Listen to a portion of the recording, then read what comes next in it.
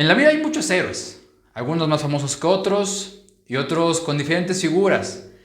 Hoy conoceremos a un héroe de los derechos humanos, alguien que ha transitado en la vida política sin ser político, alguien que ha visto por los ciudadanos sin ser aquel que tiene que darles el bienestar principal, un perseguido político, alguien que se aventó un tiro cara a cara con Moreno Valle, el expresidenciable, alguien que se aventó no solamente uno sino varios, que ayudó a la gente en medio del terremoto del 2017 y que ahora está haciendo, ya desde hace un buen tiempo, la voz ciudadana de mucha gente.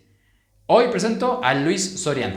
Un nuevo episodio de Sabia Ignorancia. Vamos a entrar de lleno porque tengo un invitado de lujo, la verdad está buenísimo. Mi querido Luis Soriano, en pocos minutos me has ganado políticamente.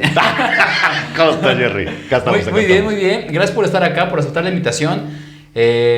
Platicaba con Lili y decía que eres un gran perfil político aquí en Puebla, que llevas varios temas en medios, vi tus números son grandes, en Facebook tienes un buen alcance, pero aparte de eso tienes ya una labor social detrás, ¿no? Entonces, si te quieres presentar con la gente, ¿quién eres, de dónde vienes y demás?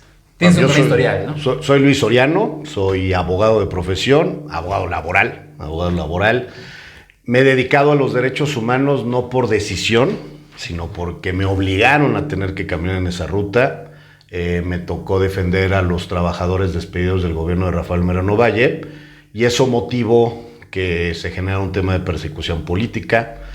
Yo en un inicio pensé que era activista social, y cuando me persiguen, que me tengo que ir de Puebla, que empiezo a conocer otro mundo que yo no lo conocía, el mundo de los derechos humanos, me empiezo a vincular con Amnistía Internacional, Instituto Mexicano de Derechos Humanos y Democracia, Serapaz, Centro Pro Derechos Humanos, o sea, las organizaciones nacionales que llevaban los casos de Ayotzinapa, Tlatlaya, y varios movimientos más, por ejemplo, las muertas de Juárez y varios movimientos más.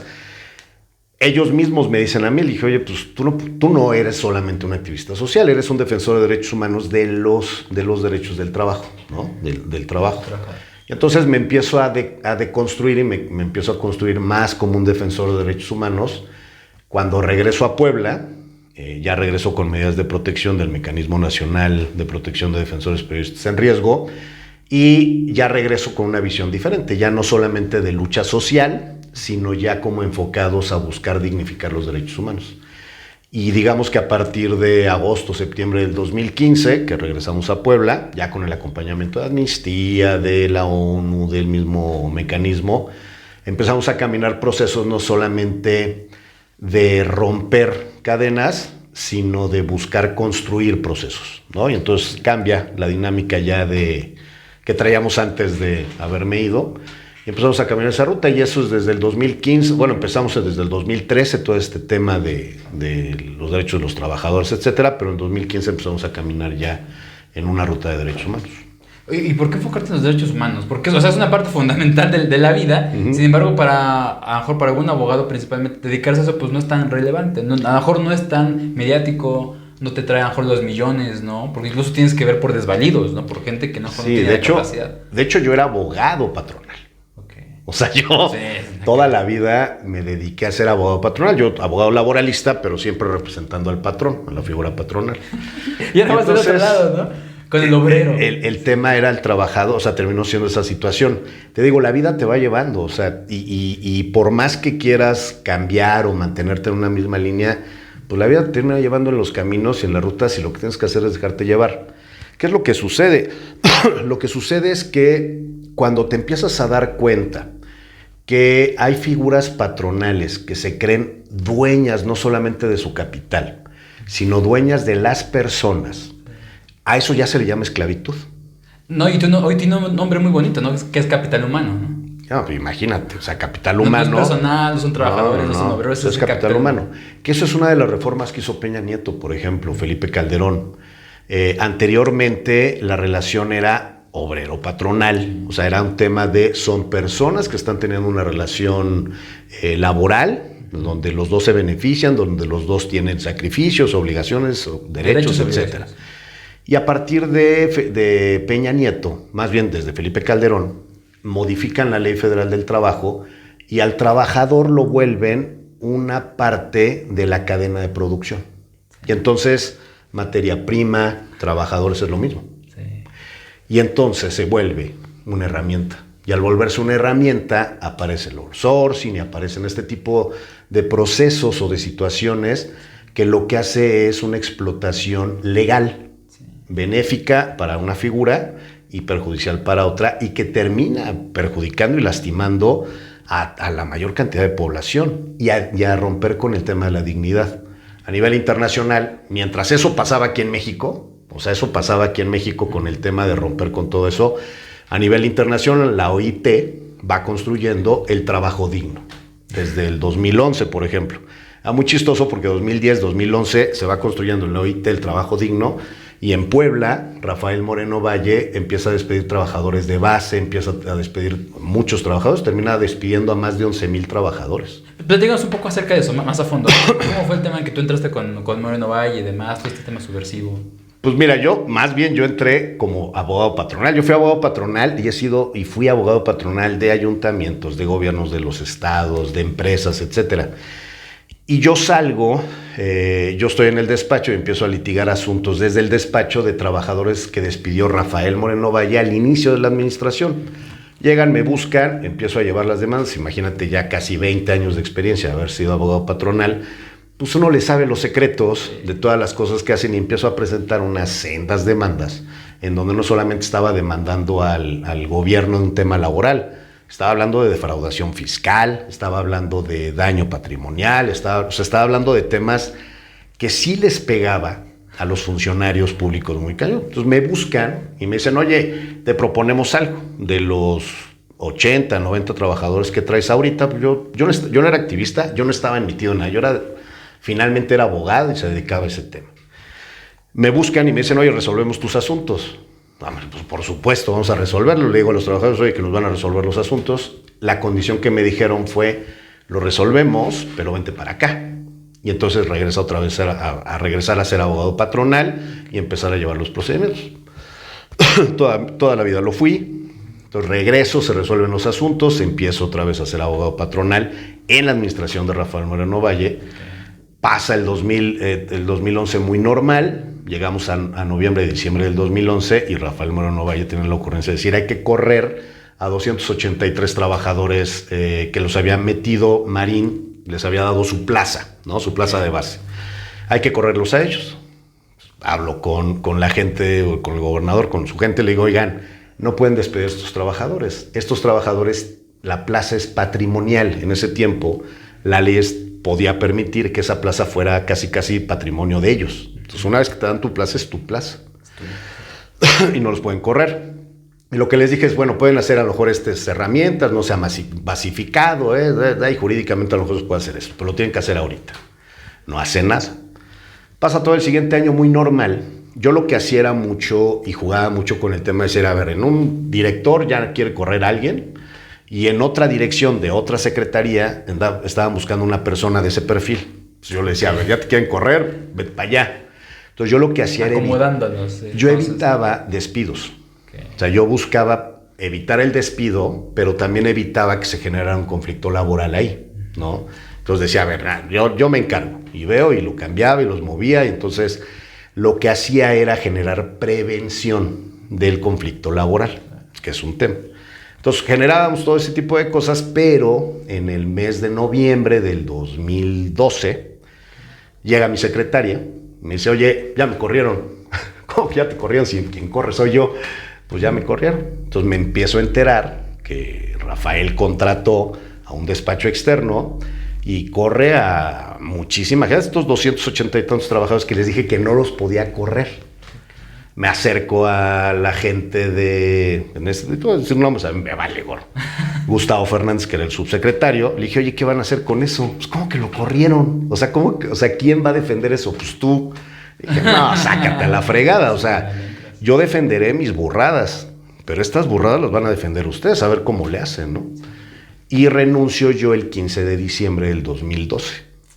O sea, renuncio, me voy al despacho, que tiene muchos años, el despacho desde 1979 existe, o sea, es un despacho que trae mucha historia además, y me voy al despacho. Se enteran muchos de los trabajadores que despidieron después de que me salí, que cuando llegaron en enero, Les dijeron, no, pues ya no estás trabajando acá, pues me empezaron a buscar. Entonces empecé a llevar la defensa de muchos trabajadores y de ahí yo seguía sin ser activista. Es hasta que se entera Rafael y su gente que empiezo a llevar trabajadores y empiezo a presentar estas demandas y empiezo a hacer todo este tipo de situaciones, pues que de repente empieza a haber por ahí un asalto, ¿no? Y se meten al despacho. Pero no se llevaron dinero, no se llevaron cosas de valor, se llevaron expedientes. Documentos.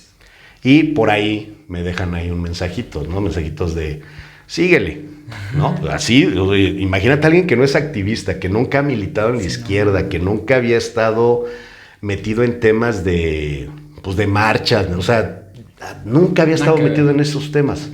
Y de repente me pasa eso, y empiezo a leer los periódicos, y en esa misma época se habían metido a la oficina de Doher, que también lo andaban persiguiendo. De Anatere Aranda también se habían metido a la oficina de Anatere. Se meten al de un juez Romero, que también lo persiguió Rafael. O sea, fue en un momento en donde se metieron a las oficinas de muchos de nosotros. Yo no identificaba eso, yo no me sentía parte de eso. Y entonces me empiezan a decir algunos amigos, oye, pues este es un tema contra ti, sí. O sea, nadie te conoce, o sea, nadie sabe quién eres. Oye, ¿y qué sientes al decir, o sea, me eché en contra del gobernador? No, sí, o sea, horrible, mano, imagínate. O sea, si tener un pedo con alguien es como cabrón, ¿no? O sea, decir, güey, tengo un pedo directo con el gobernador. Y que no dimensionaba yo tanto. O sea, sí decía, que es fuerte, pero no dimensionaba yo tanto como qué tan grave era. O sea, sí sabía que era muy grave, pero no sabía a qué nivel, ¿no? Como que yo decía, lo que decimos todos o lo que dice la mayoría, a mí no me va a pasar.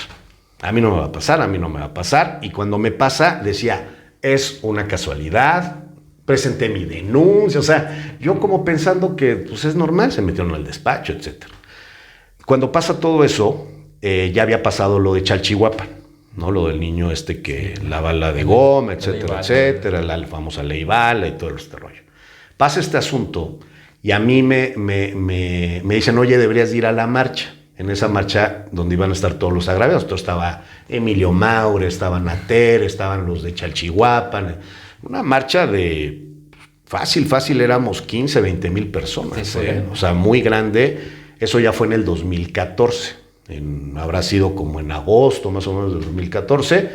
Voy a esa marcha y me dicen, oye, lo que necesitas es presentarte con la gente para que sepan quién eres y tú empezarte como a sumar a los movimientos, que te conozcan, etcétera. Entonces empiezo a conocer a todos y pues yo era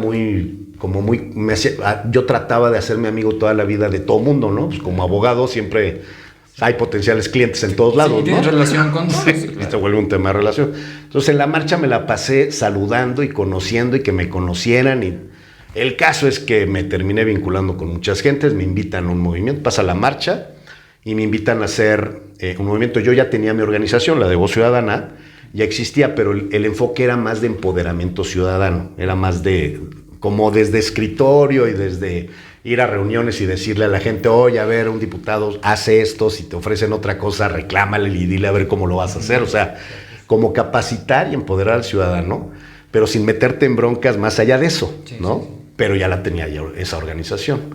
Y empezábamos a trabajar esos temas. Entonces me invitan a unos foros, voy a unos foros, me invitan a participar y entonces generamos una alianza Voz Ciudadana con algunas otras organizaciones y le hacemos un juicio ciudadano a Rafael.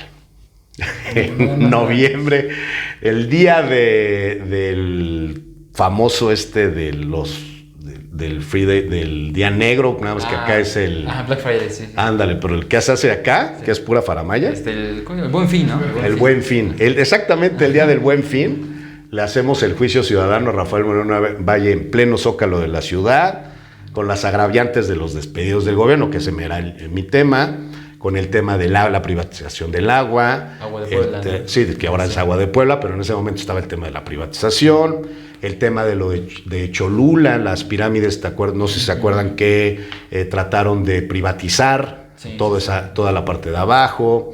El tema de Chalchihuapan. Ya había un historial negro detrás. Sí, no, ya traía. Se los fuiste guardando, ¿no?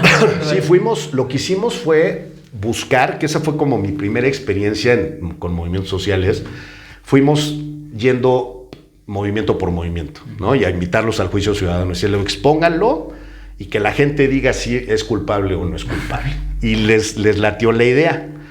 Y sí, llegó un chorro de gente. Ándale, sí, no, así fue un juicio sumario, ¿eh? Sí. Y entonces hablaba uno y decíamos, ¿es inocente o es culpable? ¡Culpable! Bueno, pues la primera vez que salió en medios de comunicación Rafael Moreno Valle, que le abollamos la corona, fue esa vez. Se metió una enojada de aquellas, porque él quería ser presidente. Él iba a ser presidente. Oye, pregunta, ahí viene ese punto. ¿Crees que esto le afectó para su carrera presidencial? Sí. No lo que hice yo, sino lo que él hizo. O sea, todo lo que él hizo. Pero sí exponerlo, ¿no? Ah, sí. Porque yo le he dicho, creo que él era el candidato, no hablo de configuración gubernamental, pero era el candidato ideal de la derecha, porque realmente Anaya no tenía mucho, ¿no? Fue que se impuso. El que tenía hechos, ¿no? Factos aquí en Puebla, construcciones, propaganda. Sí, visualmente era el mejor candidato. Candidato, ¿no? Ahí es el tema. Rafael Moreno Valle hasta el 2014, inclusive el tema de Chalchihuapan, desafortunadamente pasa el caso de Chalchihuapan y muy poquito tiempo pasa lo de Ayotzinapa. Chalchihuapan iba incrementándose el tema delicado de Chalchihuapan, pero llega lo de Ayotzinapa y ¡pum! Se desvanece el tema de Chalchihuapan a nivel nacional, se queda local, pero se desvanece. Y todos los demás agravios en Puebla también se invisibilizan con el tema de Ayotzinapa. Y entonces Rafael trae para él fue un blindaje a Ayotzinapa. Sí, ya chingué, ya. Sí, ya nadie dice de mí. Y entonces aparece este juicio ciudadano en donde le mostramos la fotografía a Rafael, en donde había 17 agravios gravísimos, presos políticos, perseguidos políticos. Yo todavía no era perseguido político. Pero estaba presos políticos, ya había 200 y tantos, ya había muchos perseguidos, estaba lo de Cholula, estaba lo de Chalchihuapan, estaba lo del agua, estaba lo de... ya habían metido a la cárcel a Néstor, por ejemplo, cuando todavía estaba Peña Nieto y que dijeron, vamos a hacer una manifestación y llegan en Facebook. Y por esa manifestación se metieron a su casa y los metieron al bote. O sea, Néstor y a varios compas que hoy son activistas muy reconocidos. Y varios agravios más, la 28 de octubre, Simitro estaba en la cárcel, lo acaban de meter, o sea, muchos temas y logramos generar esta sinergia con todos ellos y ese día de noviembre hacemos el juicio ciudadano y al otro día la jornada y todos los medios, o sea, los pocos medios que pasan, Intolerancia, la jornada, Consulta, varios, Rafael Moreno Valle, culpable. Imagínate esa fotografía frente a una imagen que estaba vendiendo Rafael de que todo el mundo lo amaba en Puebla, ¿no? Porque eso decían. Y entonces esto se publica en Proceso, se publica en muchos medios, pues sí le abollamos la corona. Y de ahí viene el tema de los verificentros. Cierra verificentros, abre 5 o 6 verificentros, ya traemos nosotros ya traíamos ritmo. Dijimos, bueno, ya, pero sin medir. O sea, no medíamos, yo por lo menos no medía porque todos los demás compañeras y compañeros pues, son gente de toda la vida de lucha social y saben lo que significa, ya habían estado presos, o sea, yo no. Viene lo de verificación y bolas que les tronamos el tema de la verificación, iban a cobrar una multa enorme de todos los vehículos que no iban a verificar. Hacemos un chorro de temas y Rafael dice, la primera vez que recula Rafael fue en ese momento, que dice, no, ya la multa ya no la vamos a cobrar. Bolas, no, horrible, ¿no? Y luego viene el tema de otra vez despide a un bloque enorme de trabajadores, Rafael, más de 1,500, 2,000 trabajadores de golpe. Yo me entero 15 días antes de que los van a correr, porque... Pues, ¿te preparaste entonces? Pues muchos amigos, no, pero me preparé, pero también los preparé a ellos. Sí. Empecé a ir a medios, a decir, los van a correr en 15 días. Tengan cuidado, no lo hagan. Y si llegan y los despiden, no se peleen, no firmen nada. Y entonces empecé yo a prepararlos 15 días antes. Y entonces iba a medios y les decía, y les explicaba, y se viralizaron algunos videos que circularon en los WhatsApp de trabajadores del gobierno. Y cuando llegó ese 15, llegaron y los despidieron. Y todos dijeron, sí, no hay bronca. No, que firma tu renuncia. Sí, espérame, déjame, guardo mis cosas. Mañana vengo, ya te firmo. Ya sabían. Sí, mañana te firmo. Me regresaba. Y luego me hablaba. Ya me corrieron. no regreses, porque si no, porque eso hacen, o sea, te encierran en un cubículo y hasta que no firmes y amenazas y todo. Y yo lo que les dije es, no se peleen, no firmen, o sea, si sufran lo que tienen que sufrir y díganles, oye, pues déjame chance de ir con mi familia, explicarles, mañana vengo a recoger mis cosas y ya te firmo y ya no regresen. Bueno, pues generalmente esto sucedía, un 85% firmaba y un 15-25% no firmaba, ¿no? Y entonces eran las demandas ese 25%. ¿Qué fue lo que pasó? Que fue al revés. Un 85% no firmó y un 25% firmó la renuncia. Eso significaba 85% latente de demandas. Eso iba a provocar un quebranto patrimonial al Estado. ¿Qué pasó? Pues tuvimos reuniones. Hay un video ahí de una reunión que tuve en el Parque Juárez con trabajadores del gobierno. Y pues ahí yo como político hablándoles y explicándoles. Y yo explicando, no, pero estás metiendo paz, ¿no? Para todos, para que puedan entender el tema. Sí, yo les explicaba todo lo que pasaba, que tuvieran cuidado con los abogados con los que fueran, que no estuvieran vinculados al gobierno, que cuidaran mucho la demanda, que su tiempo... O sea, yo lo que hacía era explicarles para que no fueran sorprendidos, ¿no? Y así se logró y precisamente el último día para entregar la demanda era el 15 de abril. 15 de abril era miércoles, ¿no? Entonces, viernes era 10 de abril. 10, 11, 12, 13, 14, sí, era miércoles. 10 de abril era como el último día para poder juntar todo y las demandas y todo el rollo. Y el 10 de abril fueron por mí. Precisamente porque las demandas el último día iba a ser el 15 de abril. Y lo que ellos querían, el Estado, sí, lo que querían es que no se presentaran las demandas. Y el 10 de abril fueron por mí. ¿Quién fue por ti? Primero finanzas, primero dicen que era Hacienda, llegaron dizque a un adeudo que tenía yo de Hacienda. Como meme, ¿no? Es el ejército con tenis, ¿no? ¿Cómo? Era el ejército con tenis. Ándale, así. Güey, es que quién sabe de dónde, ¿no? Sí, pero este ni siquiera presentó credenciales. Okay. Y sí, efectivamente, ejército con tenis. Llega y me dice, tengo un adeudo con Hacienda. Le dije, pues ya dame el documento, yo ya veo el lunes. Ya era viernes 4 de la tarde. ¿No? Y yo seguía en mi tema de a todo mundo le pasa menos a mí. O sea, esa lógica de fantasía o tema fantasioso de que a todos le pasa menos a mí. Pero al final de cuentas, o sea, ahorita como dices como fantasía, yo creo que es más como una... O sea, el sentir, digamos, almático dentro de decir, güey, tengo que seguir luchando por esto, ¿no? O sea... Probablemente yo creo que alguien lo consideraría como irresponsable, ¿no? No medir las consecuencias a las que puedes llegar. Es que nunca lo has vivido. O sea, cuando nunca has vivido algo, ¿cómo sabes tú? O sea, ¿cómo sabes tú cuándo estás y además también qué hacer? Mi entorno era, yo era, porque ya no soy, pero era clase mediero, abogado patronal. Oye, y ahorita tú eres de izquierda. No, de izquierda siempre he sido. Okay. O sea, eso sí.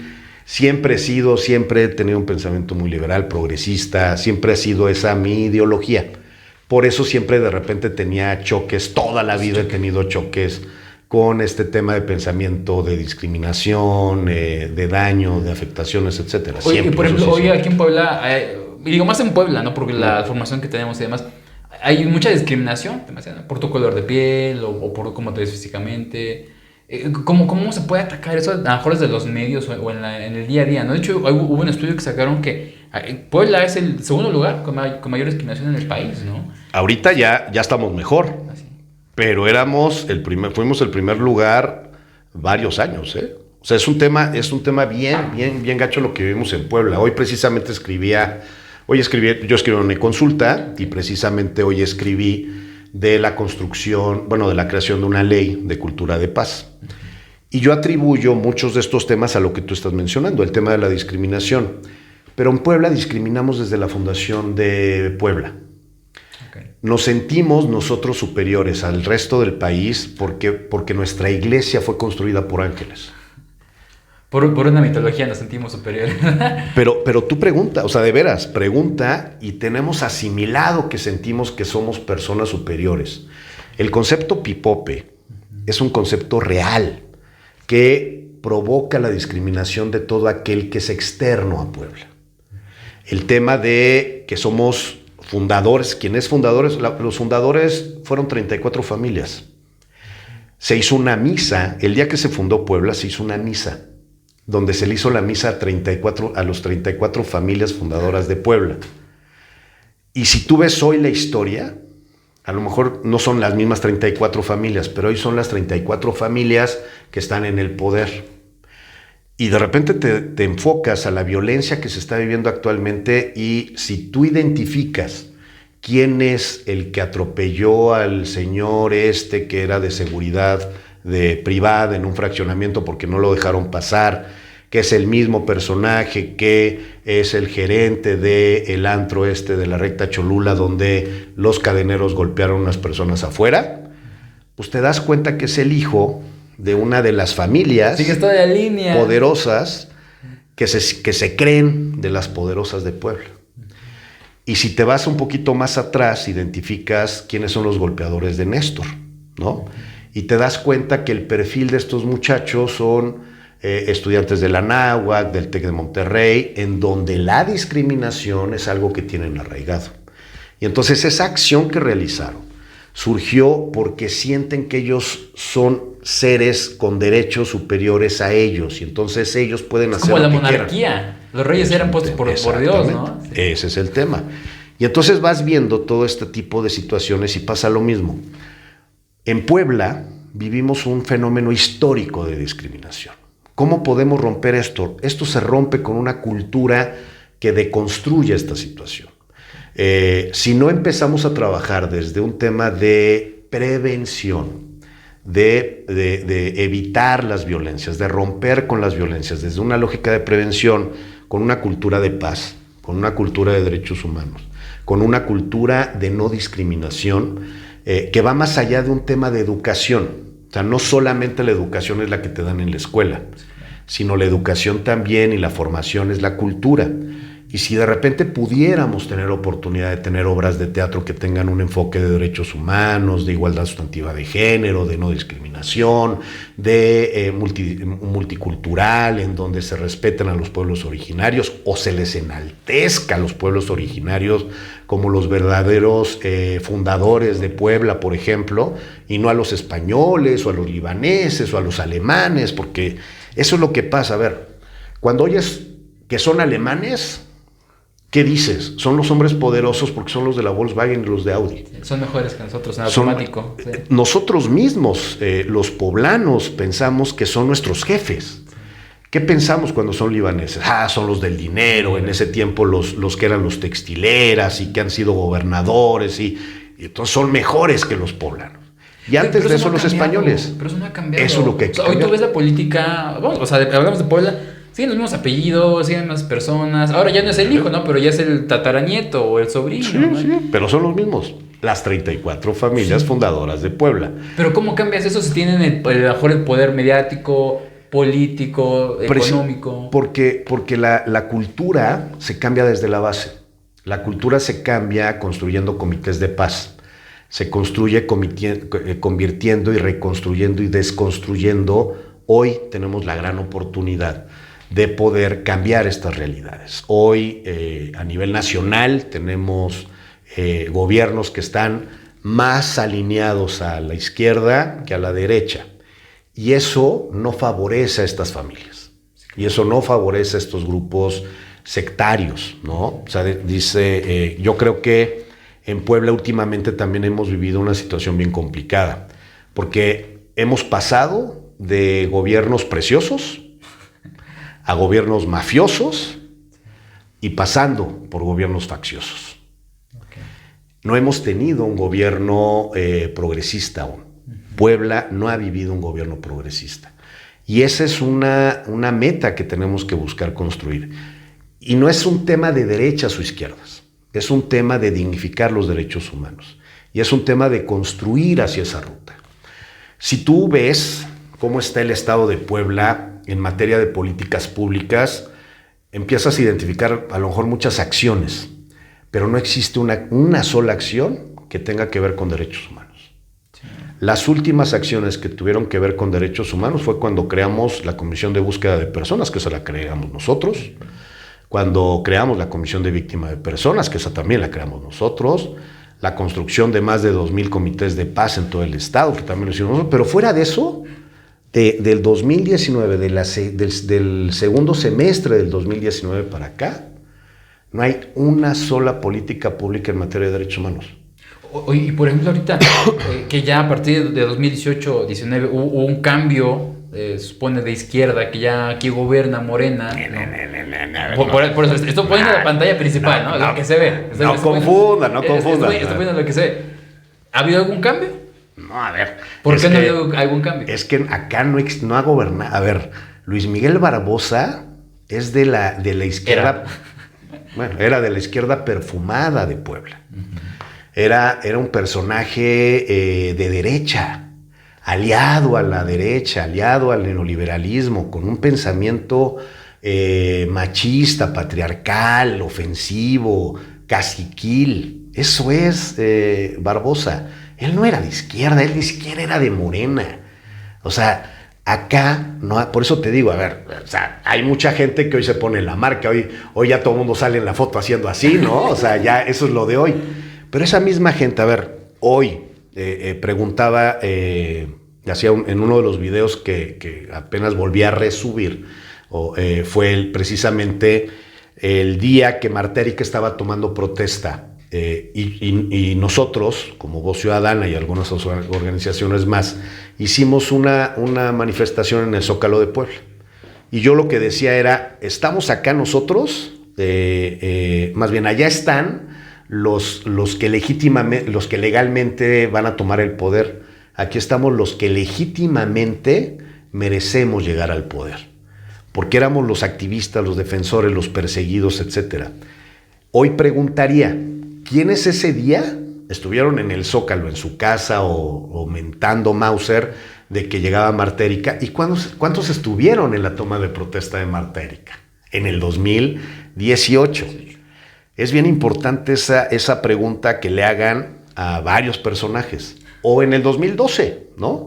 ¿Quiénes fueron coordinadores de campaña de Peña Nieto, por ejemplo, en el 2012? ¿Y quiénes fueron los que estuvieron trabajando con Andrés Manuel en el 2012? ¿No? O sea, esas preguntas no las tenemos que hacer nosotros. Sí, porque yo creo que sí ha habido personajes que han cambiado por ejemplo del PRI, PAN hacia Morena, pero hay quienes lo han hecho hoy y hay quienes ya lo han hecho con historiales de antes, ¿no? ¿Tú ves algún perfil que te lata para Puebla ahorita que vienen las elecciones? Sí, nosotros no es un tema de... O sea, Voz Ciudadana no está por un tema de partido o un tema de persona. Es un tema de proyecto. Okay. Aquí el tema es, ¿qué proyecto es el que realmente cubre las necesidades o los temas que nosotros consideramos importantes? Si uno ve todas las corcholatas ahorita en el estado, identificamos que de las corcholatas que son 4, Olivia Salomón, Liz Sánchez, que el Nacional va a meter otros, ¿no? Se supone. Pero todavía, hasta este momento de la entrevista... Hoy en la noche se supone, ¿no? Bueno, entonces ya seguramente lo vas a publicar. No sabemos todavía, pero vamos a suponer que sea Olivia Salomón, que sea Liz Sánchez, que sea Julio Huerta, Ignacio Mier. O sea, son los 4 oficiales que el Consejo presentó. Y probablemente va a parecer atemporal lo que vamos a decir, pero probablemente vaya a ser Claudia Rivera, Alejandro Armenta, seguramente algún otro perfil del Partido Verde y pues a lo mejor alguna otra persona como a lo mejor la esposa del mismo gobernador, ¿no? O sea, pudiera ser las opciones, ¿no? Pero seguro son 4 ahorita, hasta este momento son 4. De estas 4 opciones... Hay 3 opciones que una nació en el gobierno de Barbosa, Olivia Salomón. Otra se fortaleció en el gobierno de Barbosa, Liz Sánchez. Y uno no existiría si no se hubiera muerto Barbosa, que es Julio Huerta, tal cual, ¿no? Sí. Y el otro perfil es Ignacio Mier, ¿no? Ahora, de estos 4 perfiles... ¿Cuál de estos 4 perfiles realmente están queriendo saber cómo está Puebla? Yo no he escuchado que ninguno de los otros perfiles, cualquiera, esté haciendo un diagnóstico del Estado. Esté diciendo qué tal bien o qué tan mal está el Estado. En materia de derechos humanos, que es mi tema, ¿qué han dicho en materia de derechos humanos? ¿Qué temas han tratado de derechos humanos? Y el único perfil que está hablando de eso es Nacho Mier. Nacho Mier generó un foro de personas desaparecidas, generó un foro de personas de diversidad, generó un foro de adultos mayores, y no nada más eso, están haciendo un diagnóstico para poder identificar cómo estamos en el Estado. Tiene 30 años, hay 30 años que no se ha hecho un diagnóstico en el Estado de Puebla, entonces no sabemos cómo estamos. O sea, imagínate gobernar 30 años, todos los que han pasado, no más de ocurrencias. O sea, imagínate qué peligroso y qué grave, mano. O sea, nadie ha hecho un diagnóstico desde hace 30 años. Y ese diagnóstico se está haciendo hoy. Y eso lo está haciendo Ignacio Mier. A mí Alejandro Armenta me cae bien. Olivia Salomón no la conozco. Claudia Rivera me cae bien, trabajé con ella. Fui magistrado patronal en el ayuntamiento. Fui director de programas comunitarios. Fuimos compañeros y trabajamos mucho tiempo cuando fue lo del temblor, por ejemplo, en el 2017. Ajá, sí vivimos allá por cerca del volcán. Vivimos 2 semanas. Hubo hoy relación cercana y demás. Con ella, con Gabriel Biestro, con Iván Herrera. Entonces, para ti, el ellos. perfil ideal para Puebla sería Nacho Mier. El perfil ideal que tengo seguridad y claridad para que tenga que gobernar el Estado de Puebla es Ignacio Mier. Pregunta, ¿y enfrente a quién ves? Aparte de Eduardo Rivera, que es el único que ponen. ¿Quién? Eduardo Rivera. ¿Quién? A ver, no existe, a ver. Yo no ves que es peligroso, y lo comentaba atrás con Lili, que es peligroso, en cierta forma, en gobernanza, que no hay oposición. Es que la oposición está dentro de Morena. Ah, cabrón, a ver. A ver. O sea, sí, hoy Morena es tan atractivo para todas y para todos que Morena dejó de ser un partido de izquierda. Hoy es un partido plural, ¿no? Okay. Y un movimiento de izquierda. Porque, ojo, acordarse que Morena es un movimiento movimiento. En realidad es un movimiento partido. Como movimiento sigue siendo de izquierda, porque ahí están anidados todas las izquierdas que hay. Y todas estas izquierdas están generando y están tratando de construir desde sus perspectivas lo que tengan que hacer. Como partido, hoy tenemos muchos Morenas. Tenemos el Morena del Comité Directivo Estatal actual, que es barbosista, que no tiene personalidad, que no tiene ideología, que no tiene identidad, que la gente no sabe ni siquiera dónde están esas oficinas, que nadie sabe qué hacen.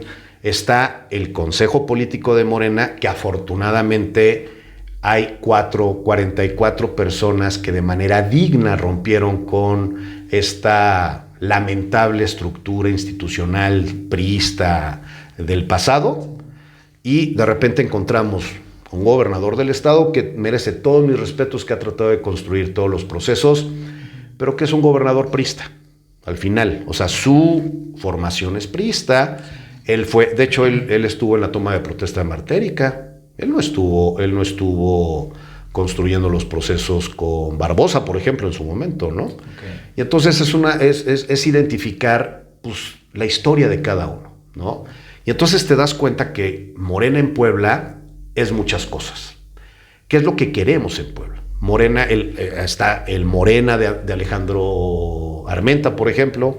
Está el Morena de Claudia Rivera, está el Morena de Olivia Salomón. A ver, Olivia Salomón está casada o estaba casada con una persona que tiene de apellido Moreno Valle. O sea, a ver, está el Morena. Y eran nuestros opositores. O sea, de esa... Sí, la gente no ve eso. Y eso es importante que la gente lo sepa. O sea, y mira, Olivia me parece una persona sana, buena, constructora, que quiere hacer cosas, pero no tiene experiencia administrativa como para ser gobernadora. O sea, ¿queremos otro Barbosa? O sea, a lo mejor con buena voluntad de poder construir, pero sin experiencia de hacerlo. Queremos la esposa de Barbosa, ¿qué méritos tiene? Yo le preguntaba en su Twitter, le decía, a ver, señora, me gustaría que usted se preguntara... ¿qué preguntaría Barbosa si usted no fuera esposa de Barbosa? Sí. Y que fuera esposa de otro político y que hiciera esto. ¿Qué cree que su marido diría? O sea, Esa es una autocrítica y para realmente generar identidad. Liz Sánchez es barbosista, o sea, es Barbosa al 1000%. Entonces, ¿queremos como seguir en la misma línea de Barbosa o queremos un cambio, una situación diferente? Pues con Alejandro también es una línea diferente, pero también qué línea queremos que sea. Con Alejandro Armenta está Mario Rincón. Mario Rincón es uno de los perfiles más fuertes y eran de los más cercanos a Rafael Moreno Valle. Ese es el que me persiguió a mí. O sea, ¿cómo voy a apoyar yo a Alejandro Armenta cuando tiene a Mario Rincón junto a él y salen las fotografías? Por eso te digo, a mí Alejandro Armenta me cae re bien, me parece, es buen cuate, o sea, y siempre ha sido muy amable conmigo. Él y muchas de las gentes están con él, Pepe Tomé, hay mucha gente que está con él, que es gente formidable, hay gente maravillosa ahí con Alejandro. Pero gente como Mario, o sea, ¿qué voy a hacer yo a pararme al lado de Mario Rincón? ¿No? O sea, por ejemplo, ¿qué voy a hacer? Si este es el mendigo, ese es uno de los que me persiguió. Tendría que estar en la cárcel, no apoyando a Alejandro Armenta, ¿no? Sí. Pero Alejandro Armenta ahí lo tiene. Que yo espero que una vez que termine esta etapa, pues también Alejandro se vaya a deshacer de todos esos personajes que más daño le están haciendo, mano. Mucho daño le están haciendo. Entonces, ¿crees que la única pelea para hacer la gobernatura de Puebla sea solamente en Morena? O sea, enfrente no hay opción. No hay. Pues tú dime, o tú conoces a alguien más, además de Eduardo. No hay. No hay. Mira, está, por ejemplo, Ana Tere Aranda. A mí se me hace una mujer que puede generar un equilibrio para este gobierno.